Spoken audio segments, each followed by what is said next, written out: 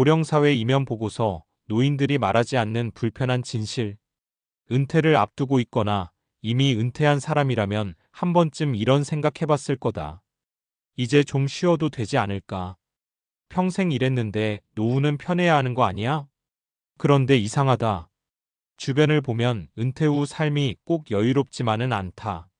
아파트 단지 벤치에 앉아있는 노인들의 표정이 생각보다 무겁고 평일 낮에도 병원은 늘 붐빈다. TV에서는 100세 시대 행복한 노후를 말하는데 현실은 그 말과 잘 맞지 않는다.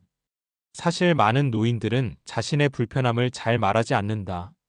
말해도 달라질 게 없다고 생각하거나 자식들에게 짐이 될까봐 참고 넘긴다. 그래서 겉으로 보이는 고령사회 뒤에는 잘 드러나지 않는 이면이 있다. 이 글은 그 이면을 은퇴 준비와 은퇴 이후 삶이라는 관점에서 솔직하게 들여다보려는 이야기다. 오래 사는 시대, 준비는 정말 충분한가? 지금 한국은 이미 고령사회다. 평균 수명은 계속 늘고 있고 은퇴 시점은 상대적으로 빨라졌다. 문제는 은퇴 이후 살아야 할 시간이 너무 길다는 것이다. 60세에 은퇴하면 2030년을 더 살아야 하는데 그 시간을 어떻게 버티고 어떻게 살아갈지에 대한 준비는 생각보다 허술하다. 많은 사람들이 은퇴 준비라고 하면 연금이나 저축부터 떠올린다. 물론 중요하다. 하지만 현실에서는 돈보다 더 큰 문제가 있다. 바로 일상의 붕괴, 관계의 축소, 쓸모없어졌다는 감각이다. 회사에 다닐 때는 싫든 좋든 하루가 굴러간다. 출근하고 회의하고 전화받고 퇴근한다. 그런데 은퇴하고 나면 갑자기 하루가 텅 빈다. 처음 몇 달은 좋다. 늦잠도 자고 여행도 가고 미뤄둔 취미도 한다. 하지만 그 시간이 지나면 슬슬 불안해진다. 내일은 뭐 하지? 라는 질문이 무거워진다. 노인들이 말하지 않는 진짜 불편함. 노인들이 가장 힘들어하는 건 단순히 몸이 아픈 게 아니다. 물론 관절도 아프고 약도 늘어나지만 더 힘든 건 자존감이 서서히 깎여나가는 느낌이다. 젊을 때는 누군가 나를 필요로 했다. 회사에서도 가정에서도 역할이 있었다. 그런데 은퇴 후에는 그 역할이 사라진다. 사회는 빠르게 변하고 새로운 기술과 문화는 따라가기 벅차다. 이때 많은 노인들은 이렇게 생각한다. 이제 내 자리는 없는 것 같아. 그런 생각이 쌓이면 말수가 줄고 사람 만나는 게 귀찮아진다. 자식들에게도 괜히 잔소리하게 되고 그러다 관계가 더 멀어진다. 하지만 정작 본인은 외롭다고 말하지 않는다. 그냥 괜찮다, 다들 이렇게 산다고 넘긴다. 사례 1. 준비 없는 은퇴가 만든 공허함. 김씨 62세는 대기업에서 30년 넘게 근무하다 정년퇴직했다. 연금도 나오고 집도 있어서 주변에서는 노후 걱정 없겠다고 말했다.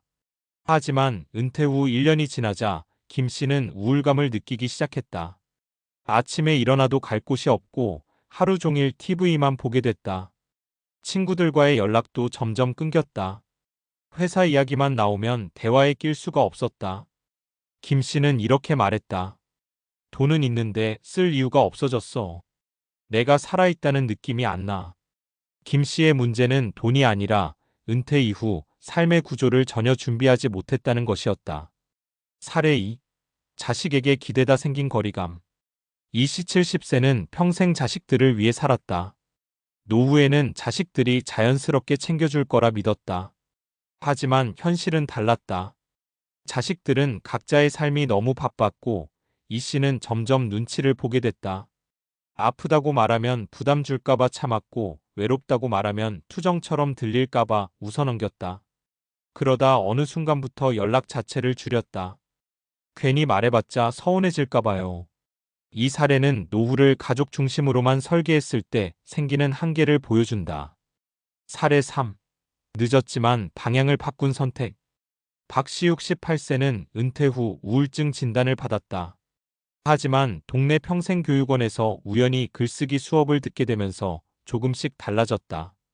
처음엔 그냥 시간 때우기였지만 자신의 이야기를 쓰고 다른 사람들과 나누면서 다시 살아있다는 감각을 느꼈다. 지금 박 씨는 월 1회 지역 신문에 칼럼을 기고한다. 큰 돈은 안 되지만 그에게는 충분하다. 누군가 내 글을 읽는다는 게 이렇게 큰 힘이 될 줄 몰랐어요. 이 사례는 은퇴 후에도 새로운 역할과 관계를 만들 수 있다는 가능성을 보여준다. 은퇴 준비, 이제는 다르게 생각해야 한다.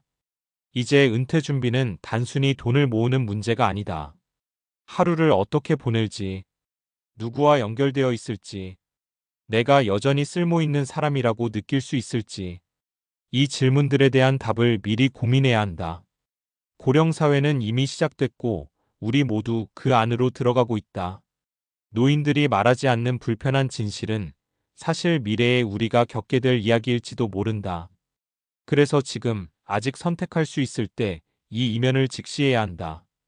은퇴는 끝이 아니라 다른 방식의 삶이 시작되는 시점이니까.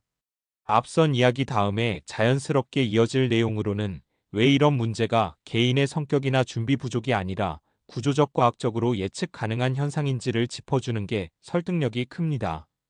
그래서 여기서는 인간의 뇌와 심리 변화, 사회적 관계와 건강의 과학적 상관관계, 은퇴 준비를 다시 설계해야 하는 이유, 이 세 가지 축으로 이어서 풀어보겠습니다. 이 문제는 개인의 나약함이 아니다. 은퇴 후 공허함이나 우울감은 마음이 약해서 생기는 문제가 아니다. 뇌과학과 심리학에서는 이미 오래전부터 역할 상실로 로스 이 인간에게 큰 스트레스를 준다는 걸 밝혀왔다. 인간의 뇌는 필요한 존재라는 신호를 받을 때 가장 안정적으로 작동한다. 일을 하거나 누군가에게 도움이 되거나 사회적 역할을 수행할 때 도파민과 세로토닌 같은 신경전달 물질이 분비된다. 이 물질들은 단순히 기분을 좋게 만드는 게 아니라 우울증과 인지 저하를 막는 역할을 한다. 문제는 은퇴와 동시에 이 자극이 급격히 사라진다는 점이다. 회사라는 구조, 직함, 책임, 인간관계가 한꺼번에 끊기면 뇌는 그걸 위기 상황으로 인식한다. 그래서 특별한 문제가 없어도 무기력해지고 이유 없는 불안이 생긴다. 많은 노인들이 몸은 괜찮은데 기운이 없다고 말하는 이유가 여기에 있다. 사회적 고립은 실제로 수명을 줄인다. 하버드대에서 80년 넘게 진행된 성인 발달 연구가 있다. 이 연구의 결론은 의외로 단순하다. 노년의 삶의 질과 수명을 결정하는 가장 강력한 요인은 돈도 명예도 아닌 관계였다. 사회적 관계가 단절된 노인은 그렇지 않은 노인보다 치매 발병률이 높고 심혈관 질환 위험도 크다. 외로움은 흡연이나 비만만큼이나 건강에 해롭다는 연구 결과도 있다. 그런데 은퇴 이후 가장 먼저 줄어드는 게 바로 이 사회적 연결이다. 회사 동료와의 관계는 퇴직과 동시에 사라지고 친구들은 각자 아프거나 바쁘다. 배우자와만 하루 종일 마주하다 보면 사소한 갈등도 커진다. 이 과정에서 많은 노인들이 점점 집 밖으로 나가지 않게 된다. 이건 의지의 문제가 아니라 환경이 그렇게 사람을 몰아가는 구조다.